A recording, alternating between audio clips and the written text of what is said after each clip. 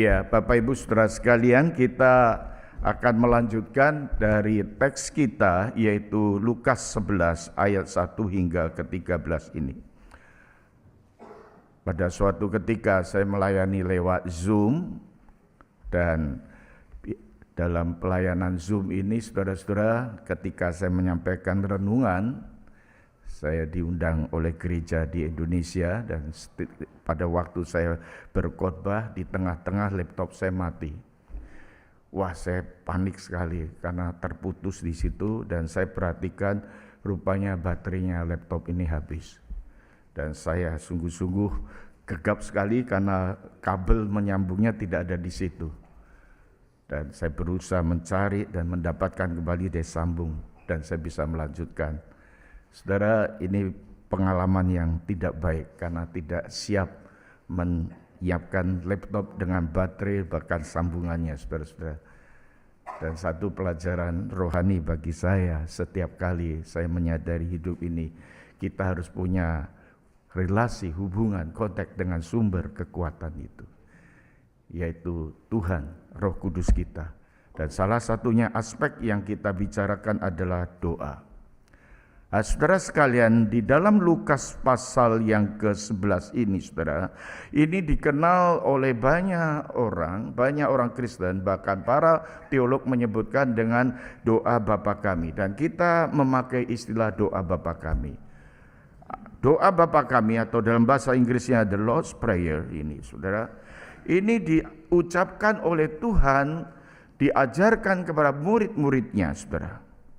Saudara-saudara, doa Bapa Kami ini, saudara-saudara, ini umum sekali, saudara. Tetapi ada satu penafsir mengatakan, yaitu yang dijudulkan adalah Disciples Prayer. Doa murid-murid. Ini terambil di dalam Lukas pasal 11 ayat 1 dikatakan, pada suatu kali Yesus berdoa di suatu tempat. Ketika ia selesai berdoa, berkatalah seorang dari murid-muridnya kepadanya, Tuhan, ajarlah kami berdoa, sama seperti yang diajarkan oleh Yohanes pada murid-muridnya. Saudara, kebiasaan dari para rabi itu mengajarkan, dan salah satu pengajaran para rabi yaitu tentang doa, berkenaan dengan kehidupan doa, saudara. Saudara-saudara, maka ada yang mengatakan ini lebih tepat disebut discipleship prayer. Doa murid-murid, doa seorang murid kepada gurunya, kepada tuannya, kepada Tuhannya, saudara-saudara. Ketika kita melihat, saudara-saudara, yaitu bagaimana kita memperhatikan ayat yang kedua dari Injil Lukas pasal 11 ini, saudara. Ketika Yesus menjawab mereka dan berkata, di dalam ajaran doa yang saya pakai istilah yaitu doa Bapa Kami ini, saudara. Saudara coba perbandingkan dengan versi Matius. Saudara perhatikan dua bagian ini, baik Matius pasal 6 ayat 9 sampai 13 maupun juga Lukas pasal 11. Kalau kita memperhatikan ayat 2 hingga ke 5, saudara, Lukas lebih singkat. Lukas lebih pendek di dalam mengkalimatkan doa yang kita saksikan, yang kita pelajari hari ini, saudara. Dan Matius lebih panjang, saudara-saudara. Mungkin saudara bertanya, kenapa ada dua versi, ada dua perbedaan ini, saudara?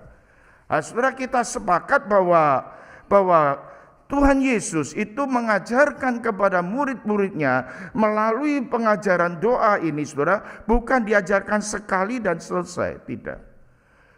Pengajaran doa ini setiap waktu, setiap saat Yesus sering menyinggung dan murid-muridnya mendengarkan semuanya.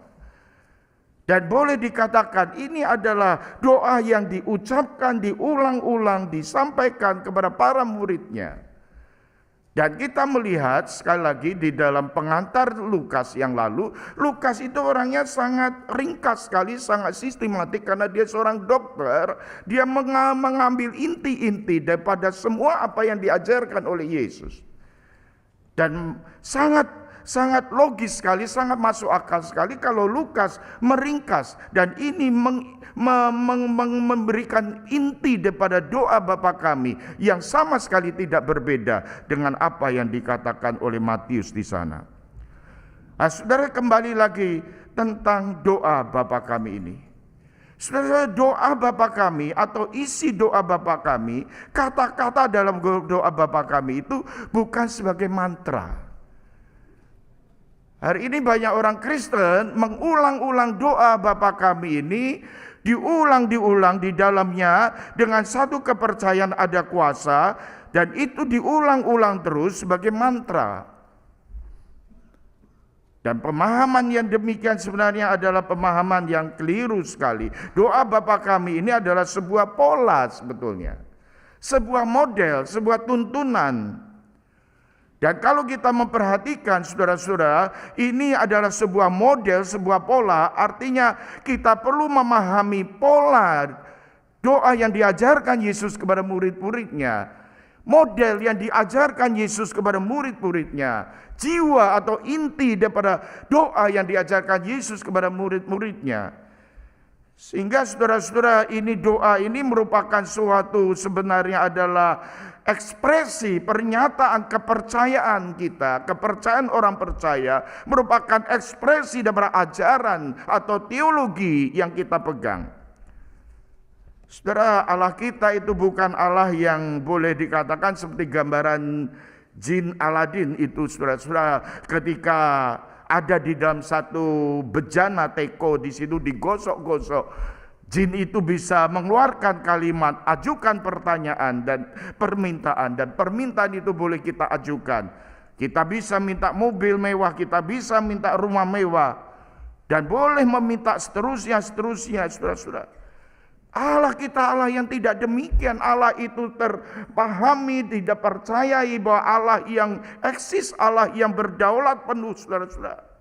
Dan pola dan jiwa doa inilah yang diajarkan kepada murid-muridnya. Yang pertama, saya meringkaskan di sini saudara-saudara, bahwa doa itu yang pertama yang diajarkan di sini adalah Tuhan yang utama. Allah yang terutama, yang utama, saudara-saudara.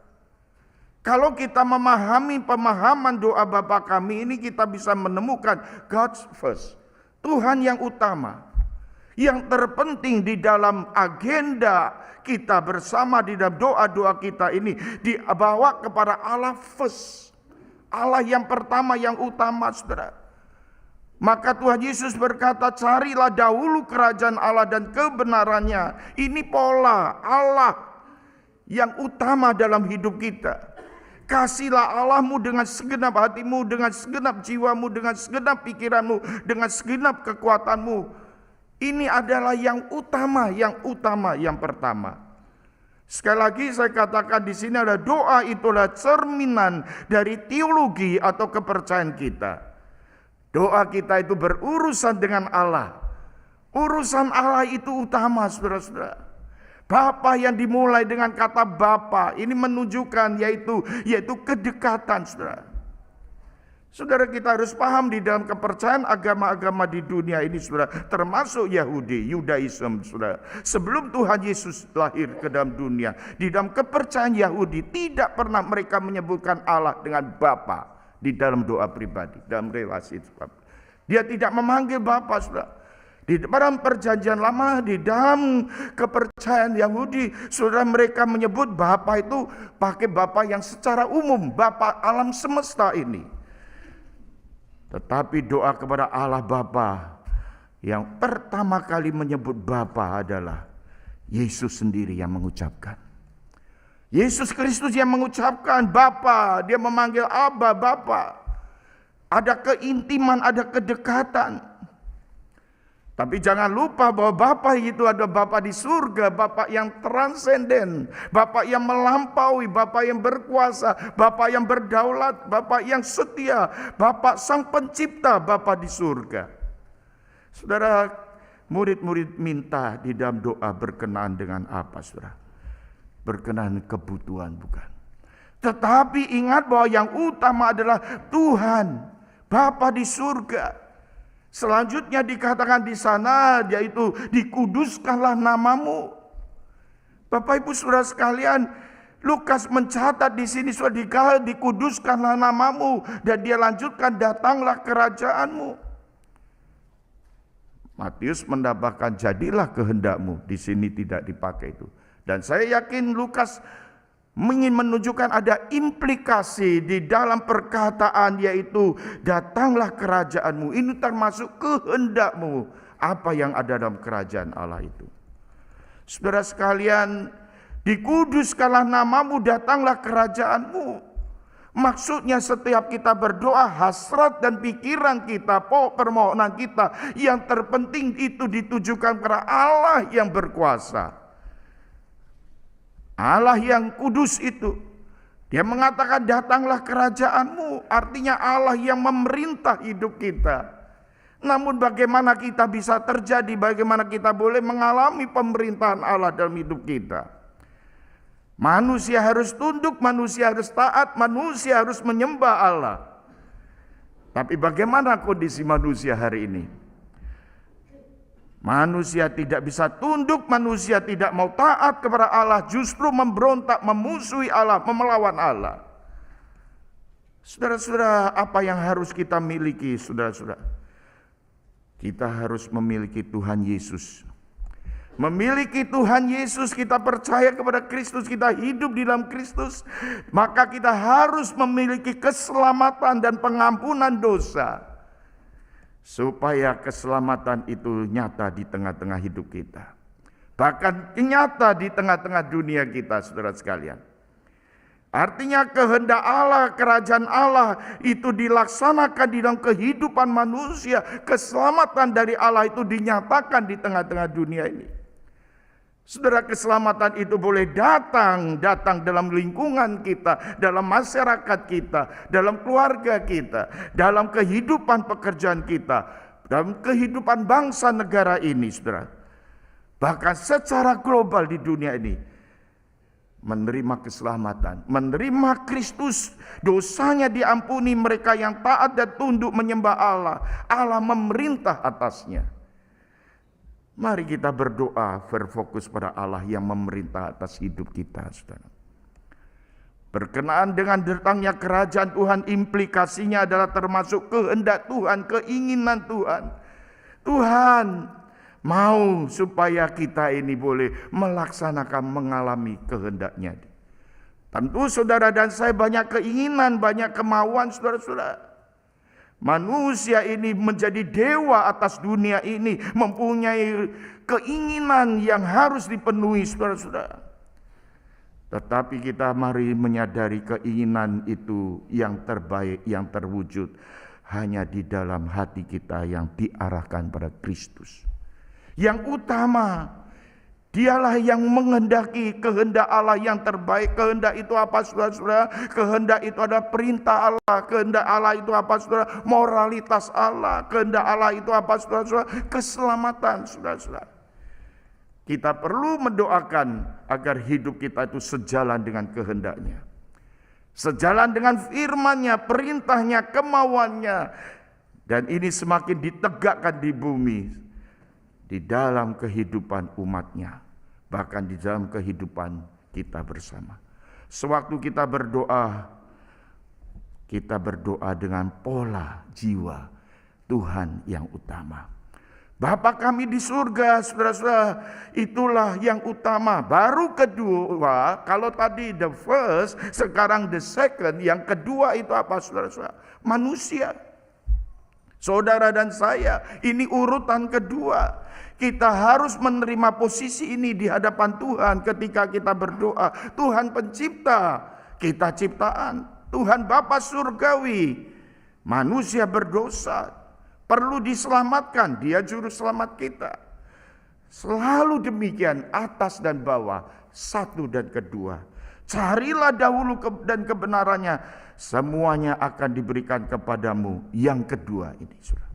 Saudaraku yang dikasih Tuhan, bagaimana dengan kehidupan kita, saudara? Saudara, doa ini dilanjutkan, berikanlah kami makanan kami yang secukupnya. Setelah berbicara Bapa kami di surga yang utama, baru yang kedua, yaitu doa meminta makanan yang secukupnya. Saudara-saudara, berdoa di dalam setiap aspek kita, fokusnya Tuhan Itu yang utama yang ada dalam hidup kita. Di dalam yang kedua ini termasuk makanan. Bukan hanya makanan saja, pekerjaan. Bukan hanya pekerjaan saja, studi kita, keluarga kita, bisnis kita. Tuhan Yesus mengajarkan, saudara-saudara, di dalam zaman murid-murid zaman dahulu, Yesus tahu ada level-level kebutuhan kita, kebutuhan umat, kebutuhan manusia ini. Dan Tuhan berkata, berdoalah seperti ini, berikanlah makanan yang secukupnya. Makanan itu penting, makanan itu dibutuhkan untuk kita boleh kenyang. Bukan hanya kenyang, kita boleh sehat. Bukan hanya sehat, kita boleh bertumbuh tegar, bugar. Dan ini adalah kehidupan yang Tuhan tahu apa yang kita butuhkan. Tapi bukan sebagai tujuan. Bukan menjadi sesuatu yang utama adalah Tuhan, saudara. Kita harus membedakan mana yang tujuan, mana yang menopang, mana yang tujuan, mana yang alat. Saudaraku dikasih Tuhan, makanan itu menopang hidup kita, alat untuk supaya kita sehat. Tapi tujuannya adalah untuk kemuliaan Tuhan, bukan. Untuk pekerjaan Tuhan dinyatakan, untuk pekabaran Injil, untuk kehendak Tuhan di tengah-tengah dunia ini. Tujuannya. Maka Paulus mengatakan, jika aku makan, jika aku minum, aku lakukan untuk kemuliaan Tuhan. Dan dikatakan di sana, ampunilah kami dan janganlah membawa kami ke dalam pencobaan. Saudara-saudara, kita melihat tadi makanan, kebutuhan fisik, kita perlu kebutuhan fisik. Kita perlu minuman, kita perlu rumah, kita perlu mobil, kita perlu asuransi, kita perlu pendidikan anak-anak. Tapi dikatakan makanan itu secukupnya. Saudara-saudara, kita kadang-kala terpancing, kita berpikir terlalu ideal. Kalau boleh saya menabung untuk 7 keturunan kita. Saudara-saudara, Alkitab mengajarkan secukupnya. Ya boleh. Tapi mari kita coba selidiki ya, kita coba evaluasi di dalam kita mempersiapkan hari depan kita. Saya kadang-kadang berpikir kenapa harus 7 turunan, 6 saja sudah lebih-lebih. 6 terlalu besar, 5 saja, 4 saja keturunan, 3 saja. 3 keturunan berikutnya bisa dibagikan pada saudara-saudara kita, bisa dibagikan pada rekan-rekan kita, bisa dibagikan pada saudara-saudara kita, orang-orang yang lain yang sedang membutuhkan. Kebutuhan itu Tuhan cukupkan. Amin. Dia memelihara saudara dan saya, saudara. Kita memahami bahwa Allah itu tahu kebutuhan kita, saudara. Dan baru di sini juga dalam doa Bapa kami ini disadarkan bahwa kita ada kebutuhan rohani, yaitu ampunilah dosa-dosa kami, sebab kami pun mengampuni setiap orang yang bersalah kepada kami. Saudara-saudara, berbuat dosa, kita butuh pengampunan. Sesuatu dalam doa yang kita panjatkan ke pengampunan ini berkenan dan rohani kita, saudara. Artinya butuh kita diperbaiki, diperbaharui, diharmonisasikan kembali agar relasi kita, hubungan kita dengan Allah dapat terjalin dengan indah, dengan intim. Ini maksudnya kebutuhan rohani itu, yaitu supaya kita bisa bersama dengan Tuhan. Segala kesalahan kita boleh diampuni. Tetapi saudara-saudara, pengampunan itu tidak pernah lepas daripada pertobatan. Forgive itu harus bersatu dengan repentance. Sesuatu yang kita seringkali berdoa, kita berdoa di mimbar, kita berdoa melalui doa di dalam ibadah kudus. Ampunilah kesalahan kami. Kami banyak salah, banyak kesalahan yang kami perbuat. Tetapi seringkali jiwa daripada permohonan kita ini tidak diikuti dengan pertobatan itu sendiri. Jadi pada waktu kita berdoa mohon pengampunan dosa, itu artinya kita meninggalkan dosa-dosa itu, menanggalkan segala apa yang kita perbuat itu, dan kita kembali kepada Tuhan untuk bertobat. Ada 5 mahasiswa yang sekolah di satu universitas. Sebuah ilustrasi 5 ini rupanya tidak bisa ikut ujian exam karena dia terlambat datang ke kelas. Dia sadar karena dia tidak mempersiapkan 5 teman ini berunding bagaimana berbicara pada dosen supaya dapat ujian susulan. Mereka sepakat, mereka berhadapan dengan dosen. Dia kata, "Pak dosen, maaf. Saya apologi, saya tidak bisa datang ujian tadi. Kami terlambat karena kami kemarin mengalami accident." 5 mahasiswa ini sudah mengatur kalimat-kalimatnya disampaikan pada dosen. Teman yang pertama, "Kami maaf Pak, kemarin kami mengalami accident."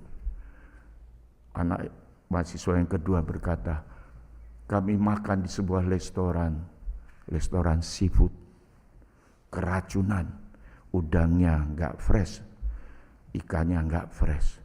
Anak mahasiswa yang ketiga berkata, "Maka kami dibawa ke emergency rumah sakit." Dan pada waktu mahasiswa keempat berkata, "Kami diobati, kami diberi obat."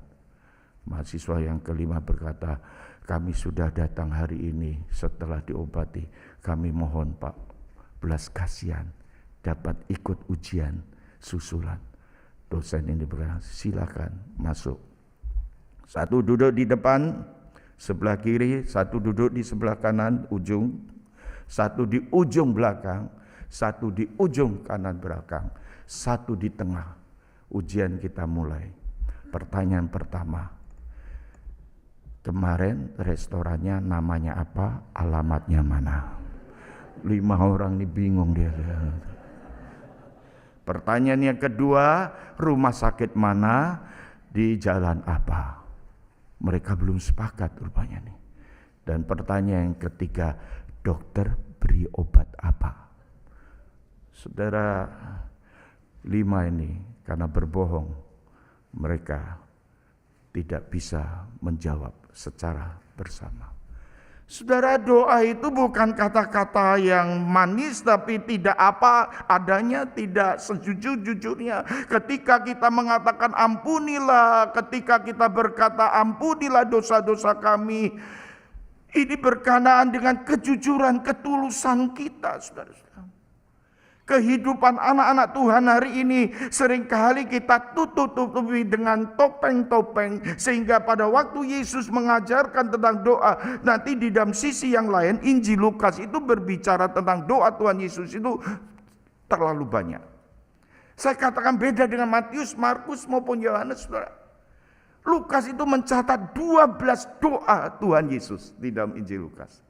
Dan kalau kita perhatikan doa-doa yang dicatat oleh Lukas, itu selalu berurusan dengan pribadi dengan Tuhan, pribadi dengan sesama. Aspek vertikal, aspek horizontal. Saudara-saudara menyadari bahwa kehidupan kita yang sudah dirusak oleh dosa, hubungan kita dengan Allah, hubungan dengan sesama manusia, ini kita terputus, kita rusak, saudara-saudara. Kita menjadi orang yang nakal, kita berbuat salah, dan kita diajak untuk datang kepada Tuhan. Saudara dan saya ini tidak kebal terhadap dosa, saudara. Kalau saudara dan saya tidak menyadari dosa yang kita perbuat dan kita ulangi dan ulangi, saudara-saudara, ini sesuatu yang membawa kepada satu penyakit rohani, saudara. Kalau kita sadar serius pada waktu kita mohon ampun dosa, ketika kita menyadari firman Tuhan, janji Tuhan supaya kita tidak mengulangi lagi, dan kita boleh hidup bersama Tuhan, kita boleh intim bersama Tuhan, dan gak ada yang menghalangi kita bersekutu, termasuk dosa-dosa kita. Kebutuhan rohani inilah yang dimintakan di dalam doa itu. Dan yang ketiga adalah doa ini berisi tentang proteksi. Janganlah membawa kami ke dalam pencobaan. Kebutuhan dilindungi, diproteksi. Perkataan Tuhan Yesus ini di dalam Injil Matius, di dalam doa Matius di sana dicatat oleh Matius, janganlah membawa kami ke dalam pencobaan, tetapi lepaskanlah kami daripada yang jahat. Proteksilah kami. Kami tidak imun, kami tidak kebal terhadap masalah. Saya sungguh-sungguh disadarkan bahwa hidup kita ini penuh dengan masalah dari sejak saya kanak-kanak. Waktu remaja khususnya. Satu hari saya itu bawa sepeda motor zaman dulu yang saya naik itu Honda CB. Berat sekali. Satu ketika banyak kempes.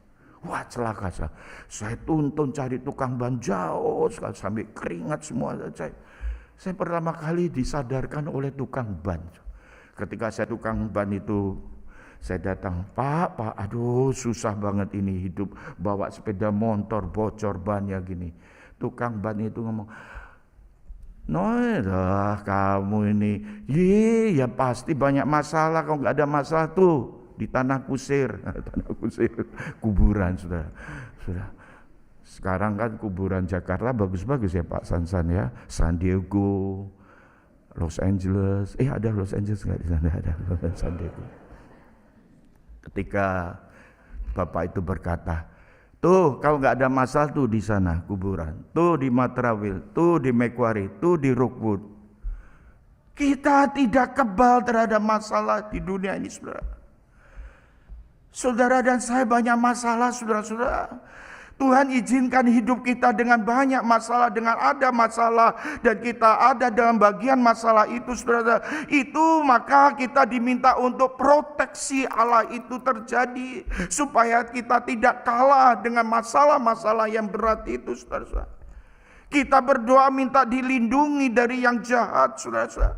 Matius berkata, dari yang jahat-jahat itu bukan artinya dilindungi dari tukang copet, tukang todong, itu bukan itu saja. Tetapi yang dimaksudkan itu kita diperlukan, yaitu kita memerlukan proteksi dari si jahat itu, yaitu iblis, yaitu setan. Kita butuh perlindungan di rumah kita. Kita butuh proteksi dari si jahat. Si jahat itu ada di belakang sekularitas hidup ini. Sekularitas di dunia ini. Ada di dalam filosofi dunia ini. Bahkan ada dalam ideologi manusia. Setan bisa ada di belakang itu. Maka dikatakan, saudara-saudara, mintalah kepada Tuhan dan berdoalah, dikatakan di sana, yaitu proteksilah kami. Lindungilah kami. Bapak Ibu Saudara sekalian, kita perlu mendoakan anak-anak kita agar dilindungi, diproteksi di sekolah-sekolah, di mahasiswa, di tempat mereka studi, di tempat-tempat pergaulan. Jangan lupa kita berdoa memohon kebutuhan yang holistik, bukan hanya fisik tetapi rohani kita, bukan hanya jiwa kita tapi sosial kehidupan kita. Itu perlu diproteksi, dilindungi, saudara. Kembali kepada tujuan. Kembali yang utama adalah Tuhan. Pada akhirnya di dalam Injil Matius, kalau kita perbandingkan tadi dalam doa yang diucapkan, yaitu segala, yaitu yang baik, kemuliaan, kerajaan datang untuk dari Tuhan. Inilah saudara-saudara yang menjadi cahaya di dalam kehidupan doa kita. Di dalam konteks itulah kita berdoa, saudara. Maka Lukas mencatat ayat yang ke-5 sampai ke-13 ini berkenaan dengan sikap. Kalau tadi berkenaan dengan pola, berkenaan dengan konten isi, berkenaan dengan kepercayaan daripada urutan pertama, urutan kedua, sekarang kita bertemu dengan yaitu tentang ketekunan. Saudara perhatikan di ayat yang ke-5 sampai 13 di mana kita sudah membaca tadi, saudara-saudara. Saudara, ini sikap yang tidak malu dikatakan di dalam ayat yang ke-5, ayat yang ke-8, ayat yang ke-10, sikapnya tidak malu. Apa yang bisa kita dapatkan pelajaran di sini? Permohonan itu disampaikan terus-menerus, enggak malu dia. Ketekunan itu, barang siapa mencari terus, barang siapa mengetuk terus. Jadi kata mencari ini bukan sekali mencari berhenti, tidak. Mencari itu terus menerus, mengetuk itu ketuk terus sampai pintu dibukakan. Sikap doa itu bagi Yesus bukan hanya pola doa yang benar, tetapi sikap. Rajin dan tekun, tidak malu, tetap berdoa. Paulus itu memakai kata tetaplah berdoa. Dia enggak berkata begin pray, mulai berdoalah, enggak. Tetaplah berdoa, always pray, pray always. Tidak boleh berhenti. Yang susah di dalam doa, kehidupan doa kita itu kan tetap. Always itu susah sekali. Justru di dalam berkat Tuhan itu, saudara-saudara, kita diperlukan untuk mendapatkan itu ketekunan dan tantangan di dalam doa kita. Orang Kristen itu yang pertama yang terjadi adalah kemalasan. Betul nggak? Malas. Kita makhluk yang malas. Kita kalau nggak ada tugas, nggak ada deadline, kita lebih baik nonton TV saja, kita browsing aja, kita bengong-bengong saja. Itu tantangan kita. Kenapa kita nggak berdoa? Malas. Yang kedua, karena percuma berdoa, nggak ada hasilnya. Kita berdoa sampai lama-lama nggak ada hasilnya, dan kita berkata percuma berdoa, udah berhenti berdoa saja. Dan akhirnya nggak percaya. Ini tantangan yang kita hadapi, saudara-saudara. Saudara-saudara, poinnya adalah ketekunan. Kehidupan kita ini diperhadapkan dengan segala macam. Perlu tekun, saudara-saudara. Dan kita pada waktu berdoa seringkali bahkan kita melihat, saudara-saudara, enggak langsung dapat. Jarang sekali langsung dapat. Memang ada yang langsung dapat, instan dapat, jawaban Tuhan dapat langsung. Tetapi kadangkala Tuhan itu berlama sekali untuk memberikan jawabannya, untuk mengabulkan doa kita. Kita perlu bertekun. Kita terus menerus dan melawan kemalasan kita, melawan ketidakpercayaan kita. Pada waktu kita lelah, pada waktu kita capek, justru itulah kita diminta untuk berperang melawan kemalasan kita. Kita bertekun. Seorang ibu bersama temannya, dia nonton bioskop di sinema. Saking gembiranya filmnya itu. Cerita itu memberikan dia pakai anting-antingnya tanpa sadar lepas satu. Sampai rumah baru dia tahu, aduh, anting-anting emasnya berharga sekali kok gak ada. Dia ingat-ingat kemana ya saya. Wah, pasti tadi waktu goyang-goyang itu di sinema. Dia telepon kepada pegawai officer di sinema itu. Dia katakan, saya duduk di kursi nomor sekian, nonton jam sekian, dan saya pulang jam sekian. Saya kemungkinan ada anting-anting yang jatuh di situ. Tolong carikan. Saudara-saudara, officer itu berkata, tunggu, saya coba lihat. Ketika telepon ditutup, ketika diletakkan di atas meja, tunggu. Ibu yang tunggu itu lama banget gak dijawab. Dia tutup. Rupanya setelah ditutup baru pegawai itu menemukan anting-anting itu. Dan dia bilang, oh ini dia. Dia baru angkat teleponnya. Halo, anting-antingmu ada? Halo, ini sudah ditemukan. Halo, gak ada jawaban. Saudara-saudara, kadangkala kita sendiri yang menutup telepon itu, kita menutup jawaban itu, dan kita dicari halo, tidak ada jawaban. Allah bukan tidak menjawab, saudara-saudara. Tuhan mau kita tekun, kita menantikan, kita berserah pada Tuhan. Saudara-saudara, kadangkala doktrin kedaulatan Tuhan, pemahaman tentang kuasa Tuhan, kita dilemahkan di sana. Untuk apa berdoa lagi? Justru saudara-saudara, Tuhan itu berkuasa, berdaulat, bukan mengajarkan kita untuk tidak tekun dalam doa. Doa itu ada ketaatan kita kepada Tuhan. Tuhan berkata, always pray. Allah itu berdaulat, Allah Maha Tahu, maka engkau dan saya wajib berdoa. Jika kita mengerti kedaulatan Tuhan, semakin memahami kedalaman kebenaran kedaulatan Tuhan, sebetulnya itu bukan menghalangi kita bertekun dalam doa, tetapi justru mendorong kita untuk mencari, meminta, dan mengetuknya. Saudaraku, Tuhan mengajarkan doa ini indah sekali. Dia tidak memberikan ular kepada yang meminta ikan, tidak memberikan telur kepada mereka yang meminta telur diberikan kalajengking. Tidak demikian. Allah Bapa kita ada Allah yang sempurna. Dia tahu yang terbaik. Allah yang tahu yang terbaik. Dia tahu roti yang terbaik bagi kita. Dia tahu ikan yang terbaik bagi kita. Dia tahu waktu yang terbaik bagi kita. Dia tahu apa yang terbaik, apa yang kita minta. Biarlah Tuhan memberkati saudara dan saya pada hari ini. Marilah kita bersama-sama belajar dari doa yang diajarkan oleh Tuhan Yesus ini bersama-sama. Sebagai respon kita kepada firman Tuhan pagi ini, saya mengajak saudara untuk berdoa sejalan dengan doa Bapa kami dalam sebuah lagu. Mari rekan-rekan bisa maju ke depan.